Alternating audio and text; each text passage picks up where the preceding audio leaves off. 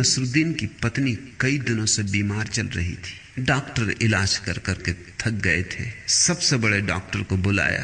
उसने कहा कि मैं दुखी हूं नसरुद्दीन, कुछ किया नहीं जा सकता, बीमारी संघातक, पत्नी तुम्हारी अब दिन 2 दिन बच जाए तो बहुत, मैं अत्यंत दुखी हूं, कुछ किया नहीं जा सकता। नसरुद्दीन ने उसकी पीठ ठोंकी और कहा कि नहीं नहीं, छी छी, आप दुखी न हो। अरे जब 30 साल सह लिया तो 2 दिन और सह लेंगे। मुल्ला नसरुद्दीन अपने 5वीं मंजिल पर खड़ा था। वहां से पान की पिचकारी चला थी, थूक दिया। नीचे किसी भले आदमी के सिर पर उसकी पीक पड़ी। उस भले आदमी ने ऊपर देख के चिल्लाया कि मुल्ला, आप नीचे देखकर नहीं थूकते। मुल्ला बोला, आप ऊपर देखकर क्यों नहीं चलते? मुल्ला नसरुद्दीन अपने जवान बेटे के साथ बरसात के दिन एक नाले को पार करता था, एकदम छलांग लगा गया। बुढ़ा छलांग मार के उस तरफ पहुंच गया। बेटे ने भी देखा कि जब बाप छलांग मार गया तो अब इज्जत की बात थी, जवान होकर वो छलांग न मारे। उसने भी छलांग मारी मगर बीच नाले में गिरा। उठ के उसने पूछा कि मेरी कुछ समझ में नहीं आता, आप बूढ़े हो गए और छलांग मार गए। नसरुद्दीन हंसने लगा। उसने कहा इसका राज है। उसने खींसा बजा के कलदार खनखनाए। बेटे ने कहा मैं कुछ समझा नहीं। उसने कहा बस पैसा पास में हो तो आदमी में गर्मी होती, जवानी होती, सब होता है। तेरी जेब खाली, गिरे बीच में। मैं तो गिर ही नहीं सकता बीच में, क्योंकि नोट रुपए भीग जाएं।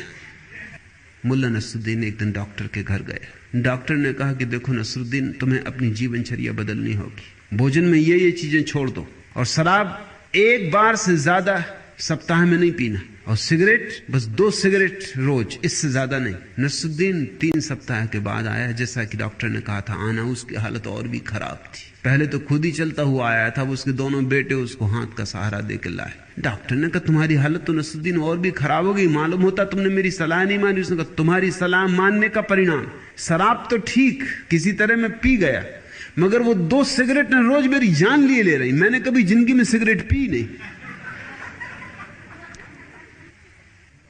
मैंने सुना कि मुल्ला नसरुद्दीन लौट रहा था यात्रा से, हज करके लौट रहा था। जहाज डूबने लगा, पानी का जहाज, पुरानी जमाने की कहानी। बड़ी मुश्किल हो गई, ऐसा तूफान कि सारे लोग बस आखिरी नमाज करने बैठ गए। मुल्ला ने भी आखिरी नमाज की। अब सब जा ही रहा था तो उसने कहा कि हे प्रभु, अगर बचा ले तो सब दे दूंगा।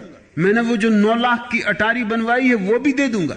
और लोग भी चौंके सुन के, क्योंकि वो 9 लाख की अटारी तो मुल्ला दीवाना था उसके पीछे। वो दे देगा, उसको दान कर देगा। ये किसी को भरोसा ना आया। लेकिन अब ऐसी कठिन क्षण में परमात्मा को भी लालच लोभ देना पड़ता है। कोई खुशामद यहीं थोड़ी चलती, लोग सोचते हैं वहां भी चलती। कोई रुस्बत यहीं थोड़ी चलती, लोग सोचते हैं वहां भी चलती।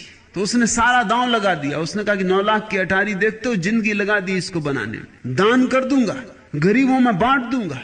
संयोग की बात, नाव बच गई। अब मुल्ला परेशान हुआ। लोग भी कहने लगे कि मुल्ला सबने सुन लिया है और हज करके आ रहे हो, कुछ ख्याल करना। अब मुल्ला बड़ी मुश्किल में। मन में तो होने लगा कि नाव डूब ही जाती तो अच्छा था। ये कहां की झंझट मोल ले ली। मगर कहा कि ठीक, एक दफा किनारे पे पहुंच जाए फिर देखेंगे। किनारे पे पहुंच के वो टाला टूल करने लगा कि अब करेंगे तब करेंगे। खोजबीन में रहा कि कोई तरकीब निकाल ले। आखिर सारे गांव ने इकट्ठे होकर कहा कि भाई ये बात जाती कि गांव को भी ईर्षा तो हो ही रही थी। वो 9 लाख की अटारी देख के सभी की छाती जली जा रही थी। ऐसा मौका कोई छोड़ना भी नहीं चाहता था कि अब इसकी ठीक से लानत मलामत करो, या तो दान करो इसको, या स्वीकार करो कि तुम अपराधी हो, परमात्मा को कह के और मुकर रहे हो। मगर मुल्ला भी एक होशियार, उसने कहा कि दान करेंगे। कल सुबह अटारी नीलाम करते और जो पैसा आया गरीबों में बांट देंगे। दूसरे दिन अटारी नीलाम हुई। मगर एक बड़ी हैरानी हुई, सारे गांव के लोग इकट्ठे हो गए देखने इसको। दूर दूर से लोग खरीदने वाले आए। मुल्ला ने कहा कि ये रही अटारी, और अटारी के सामने बांध दी एक बिल्ली। लोगों पूछा बिल्ली किस लिए? उसके दोनों साथ ही बिकेंगे। बिल्ली के दाम 9 लाख रुपया और अटारी का दाम 1 रुपया। लोगों ने कहा हद कर रहे हो, बिल्ली के दाम 9 लाख रुपया, 9 लाख की अटारी है, तुमसे भूल हो रही। उसने कहा भूल कुछ नहीं हो रही, जो मैं कर रहा हूं वो ये, दोनों साथ जिसको खरीदना हो खरीद ले। 9 लाख की बिल्ली है, 1 रुपए की अटारी। लोगों ने सोचा हमें क्या मतलब कि बिल्ली में दाम लगे कि अटारी में 9 लाख की अटारी मिलती है और 1 रुपए की बिल्ली चलेगी। लोगों ने तो ये सोचा कि हमें क्या लेना देना। खरीदारों ने खरीद ली। मगर गांव बड़ा हैरान था कि मामला क्या है। जब सब खरीद लिए 9 लाख तो मुल्ला ने अपनी जेब में रखे और 1 रुपया दान कर दिया। देखते हो चालबाजी। आदमी की बेईमानी है। परमात्मा को भी मौका आ जाए तो धोखा देने में वो छोड़ेगा नहीं। परमात्मा भी रह गया होगा सिर पीट के, उसने भी सोचा होगा वाह। मुल्ला नसरुद्दीन ने अपने मनोचिकित्सक को कहा कि मेरे बच्चे में कुछ गड़बड़, कुछ ठीक करना पड़ेगा, आप कुछ फिक्र करें। चिकित्सक ने पूछा क्या गड़बड़ है, क्या तकलीफ है? तो उसने कहा कि वो दिन भर अपनी गुड़िया को ही लिए रहता है। तो मनोवैज्ञानिक ने कहा बच्चा है, इसमें कुछ खराबी नहीं है, इसमें कोई रोग नहीं है, बड़ा हो जाएगा, सब ठीक हो जाएगा, खेलने दो। मुल्ला ने कहा वह तो ठीक है, लेकिन फिर मुझे गुड़िया लेने का मौका ही नहीं मिलता।